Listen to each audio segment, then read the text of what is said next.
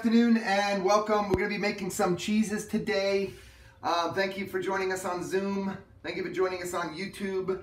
We're going to be making 3 different fresh cheeses today, all made from cow's milk, regular store-bought, full-fat, homogenized and pasteurized milk. You could use raw milk. Again, we talked about it, but today I'm just going to use regular store-bought milk. You guys can, for your assignment, you can go ahead and make any one of these cheeses and send me a picture this week. So we're going to first start off. We're going to be making Creme Fraiche, Queso Blanco, and ricotta cheese, all made from cow's milk. We have some distilled vinegar. We have some buttermilk. We have some heavy cream as well here. So we're going to go ahead and start. I sent you the recipe packet, the cheese and dairy fresh recipe packet on Zoom. For those of you who are following us on YouTube, I'll go ahead and upload that recipe packet as well for you guys. Anyway, so let's get started. What we're going to do, remember we talked about full fat milk, and knowing that when you milk the cow, you want to use the higher fat milk when making cheese, because cheese is where your flavor comes from. Is that right? All right. So what we're going to do is we put 4 cups of whole milk in a stainless steel pot, and we're going to just stir it around with a wooden spoon, right? And what we're going to do is we're going to acidify the milk, right? So the first thing I'm going to do for our recipe for the Queso Blanco is I'm going to add some distilled vinegar. Now the distilled vinegar is the acetic acid, which is going to separate the curds and the whey. Very important that we separate the curds and the whey when we're making cheese, right? All right, so I'm going to go ahead and bring this to a boil. Right before it comes to a boil, I'm going to go ahead and measure out 2 tablespoons of vinegar. So let me do that. I'm going to go ahead and measure that out while this is coming up to a boil. And then that is going to separate the curds from the whey. So 2 tablespoons. Now this particular recipe, you can actually use citric acid as well. Citric acid is derived like lemon juice or whatever, or you can actually use the chemical citric acid chemical that you can buy at any beer, wine, and cheese shop or whatever. Anyway, so as I'm bringing this up to a boil, I will talk to you a little bit about the different types of milk that can be used for making cheese, right? So raw milk cheese, you can buy raw milk cow's milk cheese. Here in Southern California, you can get it at like Sprouts or Whole Foods. For example, that will contain more lactobacilli. Remember we talked about that in the lecture. Lactobacilli are the natural bacteria, the natural enzymes and bacteria that are found in milk. And what it's going to do is it's going to give a greater yield, right? So today, though, it's just so hard to find. So today, what I'm going to do is just use regular full-fat milk. Probably most of you have it already in your refrigerator at home. Vinegar you probably already have on your shelf at home as well. So again, 2 tablespoons to 4 cups of milk. As soon as that, again, that's going to come up to a boil, I'm going to go ahead and switch this over so you can see inside the pot there. All right, and I'll move it a little bit closer here. Put it onto this burner in front here. There we go. And so I'll move it a little bit closer. Everybody can see it right there, okay? And what I'm going to do is, again, as it's coming up to a boil, I'm going to add my vinegar, right? So I'm going to add my vinegar. As I add my vinegar, you can immediately see I'm going to gently stir, not vigorously, but gently stir it around with a spoon. We always say, roll, roll, roll your milk gently around the pot. You don't want to use a whisk or anything like that, because what we're trying to do is we're trying to separate the curds in the whey. If we use a whisk or whatever, we're going to bring back together those curds, and they're going to re-emulsify with the whey, and it's not going to, everyone says, no way, right? So the different kind of way. I'm trying to be funny here. Anyway, all right, so that's going to happen, and I've gone ahead and I separated the curds in the whey. You can actually see in the video that you can see the separation of the curds in the whey there. Okay, that is separated out. And what I'm going to do is I'm actually going to just shut this off now, and we're going to wait a couple seconds for that to happen. In the meantime, I'm going to talk to you a little bit about, let's lift this up a little bit. So a little bit about the way we're going to shape the cheese. Now, shaping the cheese, also known as hooping the cheese, can be done, this is going to be done with cheesecloth, and I have some earthenware little ramekins here, okay? So what we're going to do is we're going to strain out the curds from the whey, and then we're going to season them a little bit with salt. You can season them with herbs, you can season them with a lot of different things, right? So we're going to just season them with salt today. So I'm going to go ahead and strain out my curds in my whey. I'm going to use a strainer. You can actually use cheesecloth, but any kind of strainer. This one is a chinois, which is one of those, you know, high-end French strainers, right? And I'm going to go ahead and strain this out. Let me lift this up a little bit. There we go. Strain this out. I'm going to strain out the curds from the whey. Now I want to keep my whey, and the reason why I don't want to throw away my whey is because I can use it for a couple of different things. I can use it to feed my animals. They do that in Italy, right? And they make the prosciutto di Parma. They feed the pigs when they're making the Parmigiano Reggiano cheese, and they separate out the whey, and then they feed the whey to the pigs, right? And then the pigs get nice and plump and fat and make the beautiful prosciutto di Parma, right? So what we're going to do is we're just going to separate out the curds from the whey. I'm gonna put the curds into a small bowl. I'm gonna keep my whey.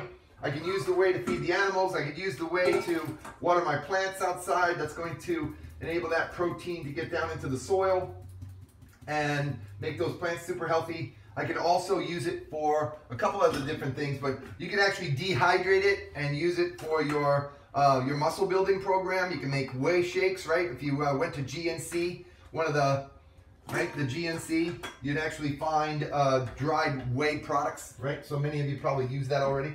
What kind of salt am I going to use? I'm actually going to use a sea salt today, but you could use a kosher salt also. You just don't want to use an iodine-based salt, like an iodized salt, like Morton's table salt or whatever. The reason why you don't want to do that is because of the fact that the iodine will kill the lactobacilli, which are the good friendly bacteria that we're going to be using to help create the flavors of the cheese and the texture of the cheese and whatnot. So what I'm going to do is I'm just going to go ahead and season this. In the recipe it calls for the seasoning. It's about, for this amount of cheese, it's about a teaspoon of salt, right? I'm going to go ahead and add that salt directly to the cheese itself. I don't want to season it early, because if I season it while the whey and the salt and is still mixed together, what's going to happen is it's going to season that whey, and then I can't use it to feed my animals. I can't use it for my garden. I can't use it for dehydration, obviously. So I don't want to ruin that. So I've gone ahead and added my salt. I'm going to go ahead and mix that up. You can see this as I'm mixing it up. You can see the curds right here. You can see the whey over here. Let's move this off to the side. So you can see the difference here. You got the curd and you got the whey, right? See the curd and the whey. So you've separated out the curds and the whey. Again, this is just regular store-bought full fat milk, right? Then what I'm going to do is, and I'll go ahead and put this up top here so you can see it a little bit better. I'll put this right up top here next to the camera, right? And then what I'll do is, once I've mixed this up and gotten the salt fully in there, I can actually add, again, herbs to this. I can add zests of lemon to this. Lots of different things, right? And this is queso blanco, and I call it queso blanco because it's just a basic recipe. But again, the same exact cheese can be named different things. So if you were in, say, Vermont, and you were to be making this type of cheese, it would be called a farmer's cheese, right? If you were in, say, India, you'd make this cheese and you'd call it paneer cheese, right? So it has, the same cheese has lots of different names, right? So, all right, so I'm gonna go ahead and just shape this in here. You can actually take this later on and you can spray it with a penicillium mold and make a brie out of it if you'd like. You can actually take this same exact cheese and you can brine it in a salt solution for about 100 days or so and make, anybody? You can make feta cheese, right? So lots of different cheeses can be made with the same exact recipe. So you separate the curds from the whey, and then you shape it, and then you can do lots of different things with it. This one is just a fresh cheese. We're gonna eat it right now. We're just gonna literally let it sit up here for about 5 or 6 minutes or so, and then we're gonna go ahead and taste it, all right? You can actually let it sit up overnight, which will chill it down, which will enable you to taste it while it's fully cold, right? So I've gone ahead and all of my whey, see, all of my whey is now pressed down into this mold.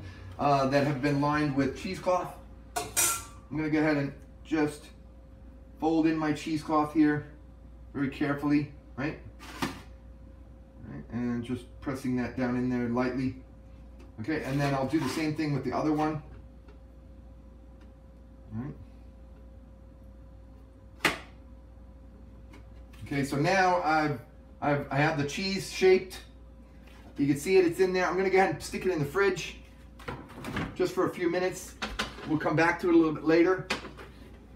All right. The next one we're gonna do is gonna be the creme fraiche, right? Creme fraiche. Now creme fraiche takes about 72 hours to make.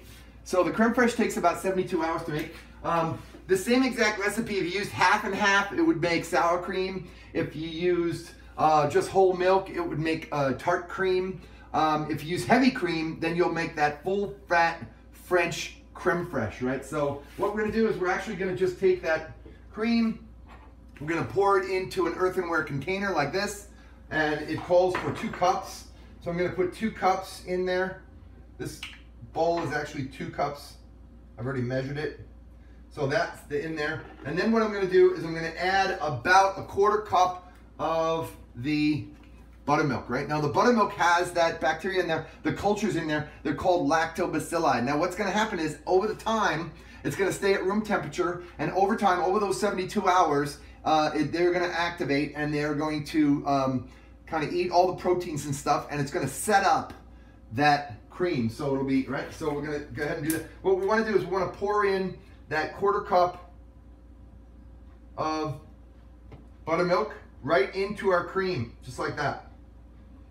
All right, so we put that in there, and we mixed it in there very well. And then what we want to do is we want to cover it, and then we want to leave it at room temperature for how long?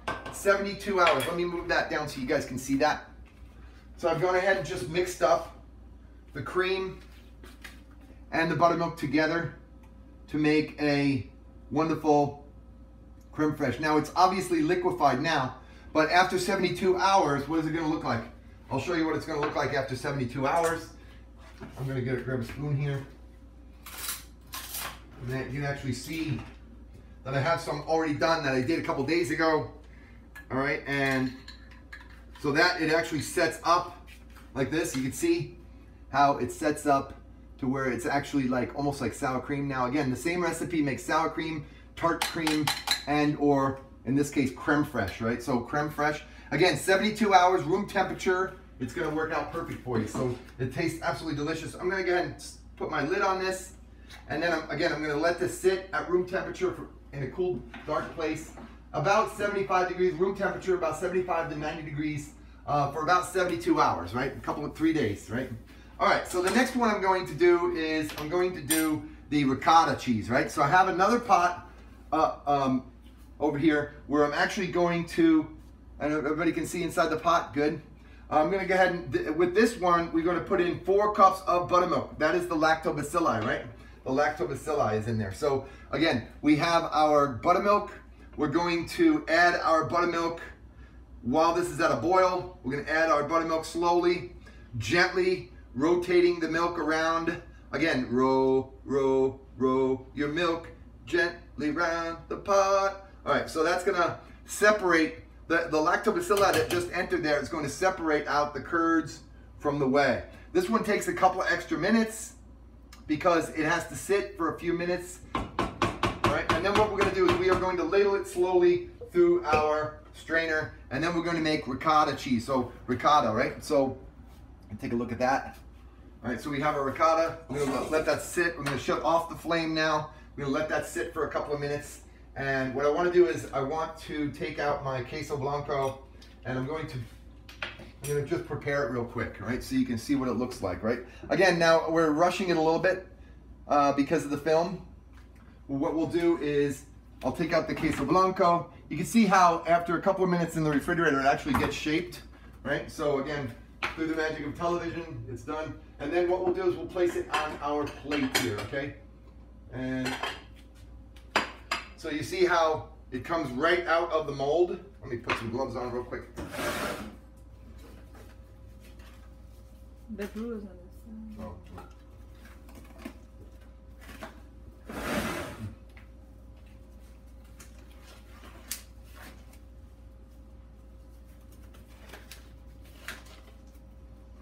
All right, so just pop it out.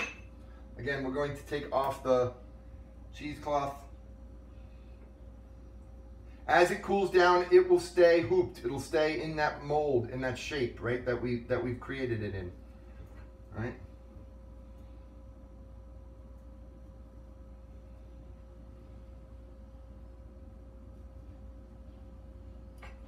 All right, so now we have our creme fraiche, right? So you can see it as your creme fraiche. You can add, what I like to do is to put a little zest of lemon on it, drizzle some honey over it, serve it with some crackers or bread, and just present it to my guests saying, I just made this cheese an hour ago, and they'll be like, what? They just made the cheese an hour ago, whoa. All right, so anyway, all right, so we have that one. I'm gonna go ahead and separate out my curds from my whey.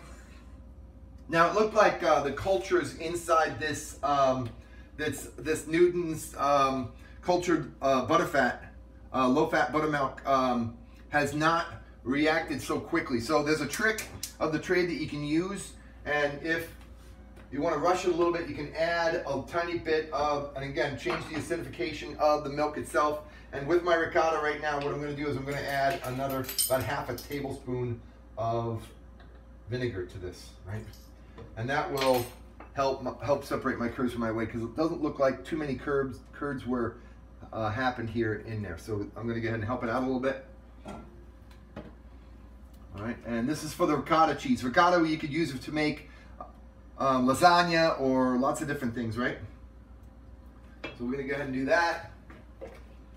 I'm going to put my queso blanco back in the fridge. All right, and shut off my flame. And I will go ahead and strain my ricotta right into my cone-shaped strainer.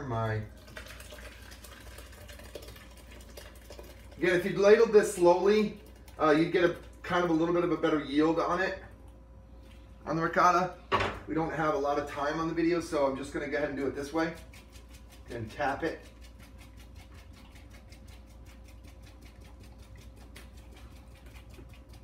Tap it. You don't want all the moisture to come out. You want about 95% of the moisture coming out. Again, because this is a very, very fresh, soft white cheese. So, all right, we're gonna again put the ricotta base into our bowl here. What I like to do, again, I got this recipe from my Aunt Mary, who's from Sicily, right? And what she does is she actually adds a little bit of heavy cream to her ricotta. What you want to do is go ahead and put in a little bit of heavy cream. I'm going to do like a couple of tablespoons of heavy cream right in there. And then what I'm going to do is vigorously whisk.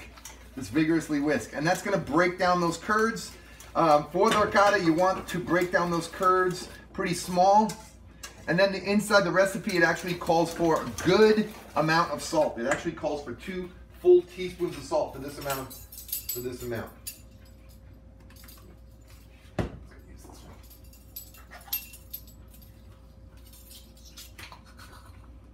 All right, so there we go. We got our salt in there. And then we're just gonna go ahead and mix that salt in. Remember, all cheese has salt, right? It controls the action of the lactobacilli. It also acts as a preservative. The older cheeses, the ones that have been had a chance to ripen over 60 days or so, will not work unless you have salt in them, right? Okay, so there we go, and I'm gonna try some of my ricotta. We can actually put it inside lasagna. We can stuff shells with it. We can do a whole bunch of stuff, right? So I'm gonna go ahead and taste that. So we have our ricotta, we have our queso blanco, we have our creme fraiche. I'm gonna try my fresh ricotta. I wish you guys were here to try it. At school, we would try it, right? Fantastic. Very good. I love it. All right, so any questions?